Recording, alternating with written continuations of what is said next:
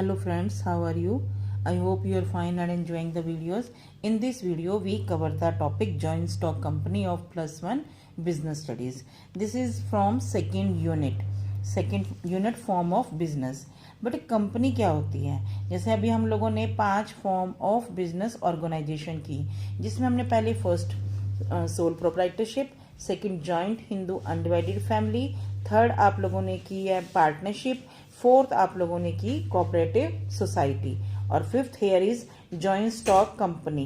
A joint stock company is the largest form of business organization, जहां पर आपको ज्यादा बड़े पैमाने पर बिजनेस करना है और जहां पर बड़े पैमाने पर आपको पैसे चाहिए, यानी कि सारी की सारी एक्टिविटीज लार्जेस्ट फॉर्म है, तभी इसको लार्जेस्ट बिजनेस ऑर्गेनाइजेशन फॉर्म कहा गया है. अब इसकी it is an association of person. Association means लोगों से मिलकर बनाई जाती है. It is an association of person formed for carrying out business activities, यानी लोगों के द्वारा बिजनेस एक्टिविटीज को की जाती हैं. It is also called an artificial person of law because इसका अपना लीगल स्टेटस है, इसके मेंबर से अलग. It is govern by the companies act 2013. पहले 1956 के तहत था, लेकिन ड्यू टू अमेंडमेंट 2013 को अब इसमें लीगली गवर्नेंस बनाया गया है. वैसे तो इसमें कंपनी एक्ट 2014 भी है, लेकिन अभी हम अपने सिलेबाई में 2013 को ही कंसीडर करते हैं. अब अगर मैं इसको पूरी तरह से एक डेफिनेशन फॉर्म में कहूं तो आप लिखेंगे a company is an artificial person created by law. It have a separate legal entity. ठीक है, it's have a separate legal entity perpetual succession with a common seal. समझ में आई?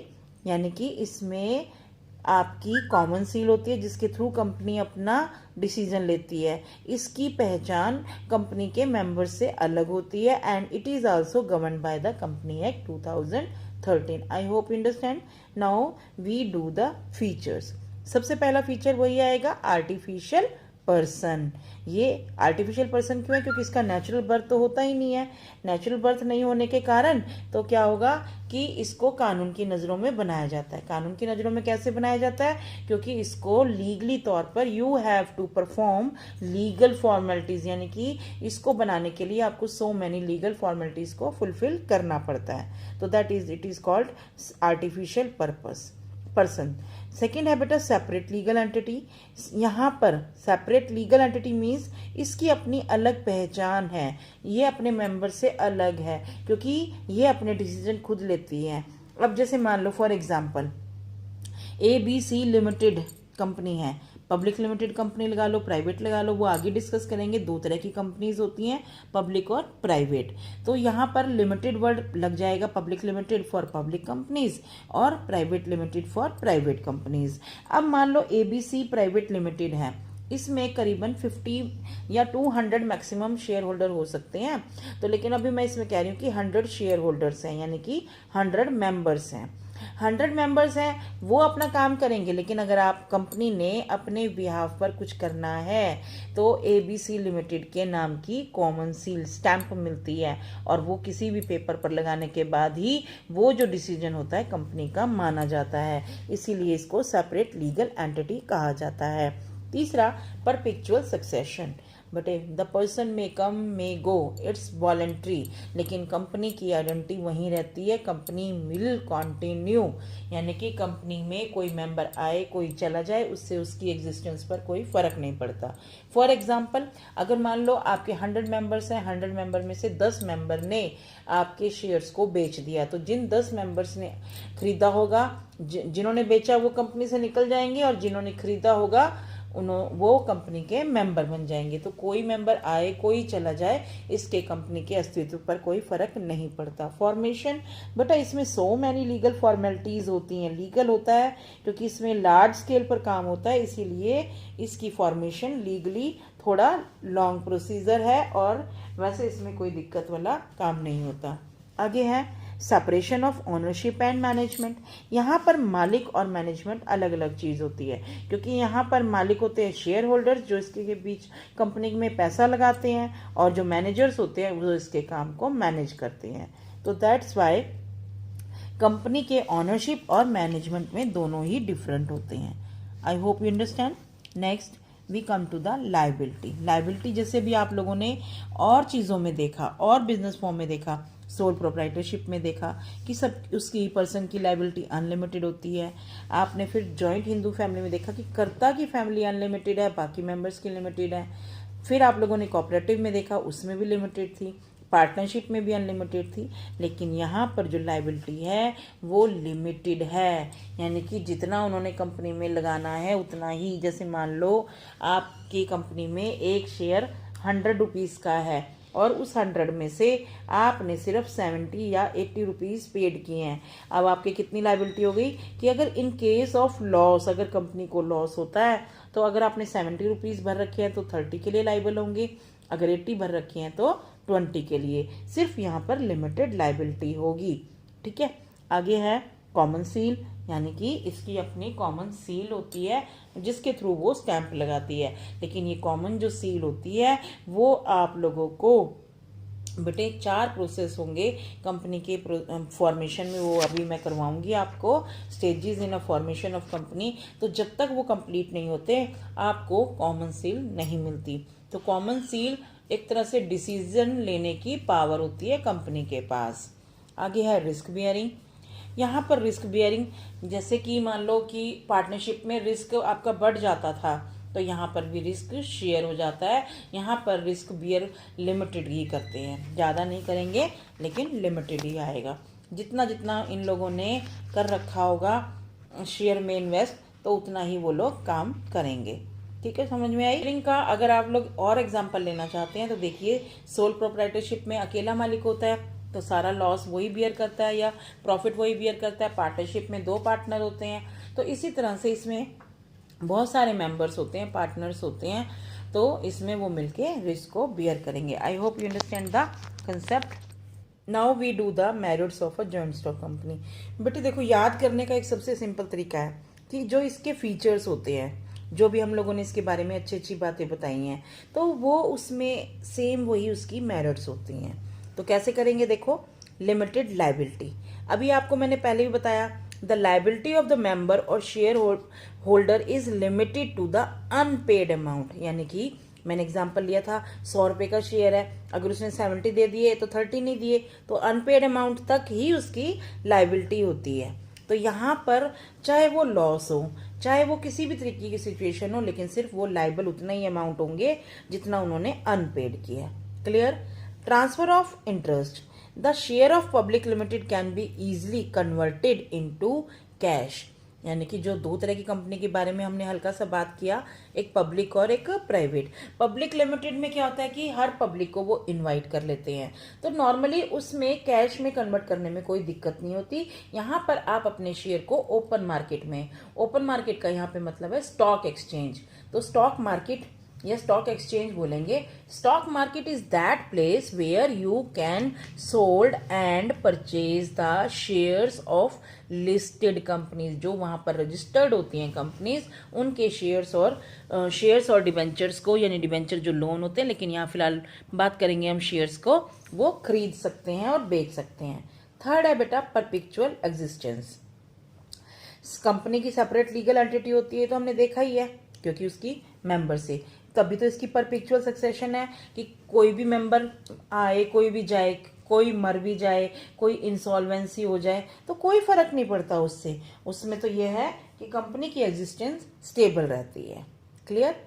तो यहां पर परपेचुअल एग्जिस्टेंस। फोर्थ है बेटे scope for expansion. As compare to sole proprietorship, partnership form of organisation, company के पास लार्ज रिसोर्सेज ऑफ फाइनेंस होते हैं, क्योंकि यहाँ पर बहुत सारे शेयर होल्डर्स होते हैं। तो क्योंकि यहाँ से आप लोग पब्लिक से भी लोन ले सकते हैं और फाइनेंशियल इंस्टीट्यूट से भी ले सकते हैं और बैंक से भी, तो वहाँ पर एक्सपेंशन, ग्रोथ और डेवलपमेंट की ज़्यादा उम्मीद होती है, ज़्यादा स्कोप होता है। रीज़न इज दिस कि जितने आपके मेंबर्स होंगे उतने स्कोप आपका रिसोर्सेज इंक्रीज होते जाएंगे। फिर यहाँ पर आगे है fifth professional management. But sole proprietorship को जरूरत नहीं पड़ती, पार्टनरशिप भी अगर अच्छी होती है तो वो प्रोफेशनल को हायर नहीं करते, क्योंकि वहाँ पे बहुत 3 या 4 ओनर हो जाते हैं। लेकिन यहाँ पर कंपनी लार्ज स्केल में होती है, कंपनी का large fund at disposal means बीच में लगा होता है, तो वो कहते हैं कि इतना सारा पैसा होता है, आप अफोर्ड कर सकते हैं, तो वो higher salaries to specialist and professional. तो वो क्या होता है कि प्रोफेशनल और उनकी सैलरी को देने के लिए, स्पेशलिस्ट को हायर करने के लिए प्रोफेशनल को हायर कर लेते हैं। रीज़न बिहाइंड दिस कि उनका लार्ज स्केल पर पैसा कंपनी में लगा होता है और उसको बचाने के लिए उनको वो कीमत सेफ रखनी पड़ती है। वो एक्सपर्ट को इसीलिए हायर करते हैं ताकि उनके काम में एफिशिएंसी आ सके, कहीं पर भी गलती की कोई चूक ना हो सके। क्लियर हो गया बेटे? दीज आर द मेरिट्स में एक बार हम देखें, देखो वही फीचर्स में सिर्फ एक चीज़ अलग आई है, professional management. Scope for expansion भी पता है, बाकी तो limited liability, transfer of interest और परपेचुअल एग्जिस्टेंस, ये तीनों पॉइंट मैं आपको पहले फीचर में करवा सकी हूँ, तो आप वो काम यूज इसमें यहाँ पे भी कर सकते हो। 2 ही पॉइंट अलग थे। स्कोप फॉर एक्सपेंशन मीन्स जहाँ पर जितना स्कोप होगा, जितने ओनर्स होंगे, उनके रिसोर्सेज इंक्रीज होंगे, और प्रोफेशनल में कि खूब सारा पैसा लगा होता है तो वो उसको एफिशिएंटली काम करने के लिए प्रोफेशनल को हायर कर लेते हैं लार्ज स्केल पे। आई होप यू अंडरस्टैंड। नेक्स्ट है बेटा limitation of joint stock company. Limitation में सबसे पहले बेटे कॉम्प्लेक्सिटी इंफॉर्मेशन। आपको मैंने कहा था कि 2013 एक्ट के तहत इसकी बहुत सारी लीगल फॉर्मेलिटीज़ होती हैं और इसको फॉर्म करने में लंबा समय लगता है। अब वो क्या क्या फॉर्मेलिटीज़ होती हैं वो मैं आपको स्टेजेस में करवाऊंगी। फिर lack of secrecy. Sole proprietorship एक ऐसा होता है, एक जॉइंट हिंदू फैमिली, 2 फॉर्म ऐसी होती हैं जहाँ पर आप अपने सीक्रेट्स को रख सकते हो सेफ। लेकिन पार्टनरशिप में और कंपनी तो बिल्कुल ही यहाँ पर कोई सीक्रेसी नहीं होती। अगर आपने कोई डिसीजन भी लेना है तो सभी शेयर होल्डर से पूछ के लेंगे, और कंपनी ने कहा कि आपने जो इन्फॉर्मेशन, आपने पब्लिक से पैसा ले रखा है तो जो इन्फॉर्मेशन उनके भले के लिए है, अकाउंटेबिलिटी है कंपनी की कि वो उनको प्रोवाइड कराए, यानी कि वो इन्फॉर्मेशन वो जनरल पब्लिक को भी पब्लिश कराते हैं। Impersonal work environment, separation, ownership अलग होती है और मैनेजमेंट होती है। तो वो क्या करते हैं कि मैनेजर कहते हैं जो प्रॉफिट होगा ठीक है, हमें क्या मिलना है, हमें तो सिर्फ सैलरी मिलेगी, तो वो इतने इंटरेस्ट से काम नहीं करते। Due to large size of company sometime it is difficult for the top management to maintain personal contact with managers, employees, customer और क्रेडिटर। यानी कि लार्ज स्केल पे होती है, जो कंपनी के टॉप डायरेक्टर्स होते हैं, जो टॉप ऑनर्स होते हैं, उनको इतना टाइम ही नहीं होता कि वो अपने मैनेजर से डायरेक्टली बात कर ले। वो एक आधे पर्सन के कांटेक्ट में रहते हैं, वो आगे उनके कांटेक्ट बढ़ाते रहते हैं, तो इम्पर्सनल वर्क एनवायरनमेंट हो सकता है। फिर आगे है न्यूमरस नंबर ऑफ रेगुलेशंस, यानी कि बहुत सारे रूल्स रेगुलेशंस होते हैं जो कि लीगली उनको फाउंड करने होते हैं, जैसे कि ऑडिटिंग हो गया, टैक्स का हो गया, voting, filing of reports, annual meeting journal करानी है, फिर सबके साइन कराने हैं, फिर डॉक्यूमेंट्स प्रिपेयर करने हैं। तो so many regulations are required in the company. तो फिर आगे है डिले इन डिसीजन मेकिंग। अभी मैंने आपको बताया था कि अगर आपने कोई डिसीजन लेना है तो वो सभी शेयर होल्डर्स की सहमति में होना चाहिए। अभी सबसे पहले सहमति कैसे होगी, जब वो लोग इकट्ठे होंगे। इकट्ठे कैसे होंगे, कोई मीटिंग होगी, मीटिंग का कैसे इन्फॉर्म करेंगे, तो उनको इन्विटेशन देना पड़ता है। तो सभी मेंबर्स की के लिए आपको इन्विटेशन देना है, फिर उनको सैम्पल करना है, फिर उनके आगे आपने अपना बात रखनी है, और अगर वो सहमत होते हैं, सारे सहमत होते हैं, तभी वो रूल पास होता है। आगे है बेटे conflict in interest. Share holders का तो ये होता है कि प्रॉफिट ज़्यादा होना चाहिए, और जो उसके एम्प्लॉयज़ होते हैं वो कहते हैं कि हमें सैलरी भी मिलनी चाहिए, बोनस भी मिलना चाहिए, अगर ज़्यादा प्रॉफिट हो रहा है तो हमें प्रॉफिट में भी शेयर चाहिए। तो उनके अलग अलग होते हैं। वो कहते हैं कि हमें पैसा देते नहीं है, खुद खा जाते हैं, हम एफिशिएंटली क्यों काम करें। वो कहते हैं कि हम पैसा पे कर रहे हैं तो इनको प्रॉफिट क्यों दें। तो there are conflict in interest. Not last not the least, oligarchic management और मैनेजमेंट बाय फ्यू। ऑलिग्राफी का मतलब ये देखो बेटे, एक एग्जांपल लेके चलते हैं हम लोग कि जैसे मान लो आपके उसमें कंपनी में शेयर होल्डर्स बाहर के हैं, ठीक है, आप उनको असेंबल करते हो नहीं करते, डिविडेंड देना है उनको नहीं देना, ये सारी चीज़ें आप शेयर होल्डर मीटिंग में करते हो, लेकिन बहुत ज़्यादा दूर रहते हैं वो। फॉर एग्जांपल लिबर्टी कंपनी का ही ले लेते हैं। लिबर्टी कंपनी का शोरूम है और इसका जो मेन हेड ऑफिस है वो हरियाणा में है, जो मैन्युफैक्चरिंग का प्रोसेस यूनिट है। लेकिन जो कंपनी लिबर्टी है उसका जो शेयर होल्डर्स हैं वो नॉर्थ इंडिया, साउथ इंडिया और सारी जगह फैले हुए हैं। अब वो क्या करते हैं कि उनको इनविटेशन दिया जाता है, लेकिन वो उनके साथ उनकी प्रॉब्लम और वो सारी चीज़ें भी दी जाती हैं। तो वो क्या करते हैं कि उसी समय वो कहते हैं कि हमारी तरफ से ओके है, आप हमें सिर्फ डिविडेंड भिजवा दो, हम इतनी दूर नहीं आ सकते। तो मैनेजमेंट किसके हाथ में हुई? जो वहाँ पर मैनेजर्स हैं उनके हाथ में हो जाती है। कहने को तो शेयर होल्डर ही मीटिंग में अपना इंटरफेयर करते हैं, डिसीजन उनकी वजह से होता है, लेकिन यहाँ पर ओलिग्राफी मैनेजमेंट का मतलब यही होता है कि वहाँ कहने को बुक्स में सभी का कंट्रोल है मालिक का, लेकिन एक्चुअल में सिर्फ फ्यू लोगों का, यानी कि जो उसके आसपास रहते हैं उन्हीं लोगों का मैनेजमेंट होती है, उन्हीं के हाथ में पावर होती है, क्योंकि मेजर डिसीजन भी वो लोग भी ले सकते हैं। तो that's why it is an oligarchy management और management by few. I hope you understand.